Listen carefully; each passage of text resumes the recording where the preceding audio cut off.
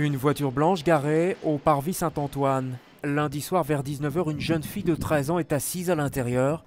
Elle attend son père. Je suis rentré au café chercher des boissons. Le temps de rentrer au café chercher des boissons pour elle et pour ses sœurs, je sors du café, elle n'est plus là. D'après son témoignage, la jeune victime est brusquement tirée hors de la voiture et traînée sur la place le long de l'église.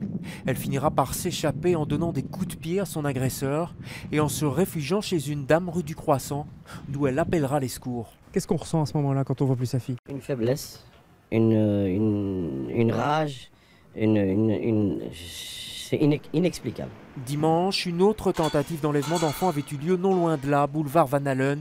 Mais pour le bourgmestre, il n'y aurait aucun lien entre ces deux affaires. J'imagine que c'est en fonction de la description de l'auteur, du modus operandi, des véhicules éventuellement qui ont été utilisés ou qui étaient proches. Voilà, ça c'est les enquêteurs, ça c'est des professionnels.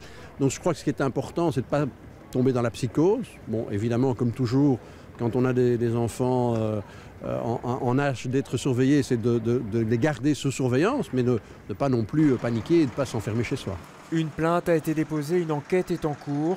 La police compte notamment sur l'enregistrement de ces caméras qui auraient pu filmer la scène. Mais pour l'instant, aucune arrestation n'a eu lieu. La vie dans le quartier Saint-Antoine a repris son cours avec des gardiens de la paix plus vigilants que jamais.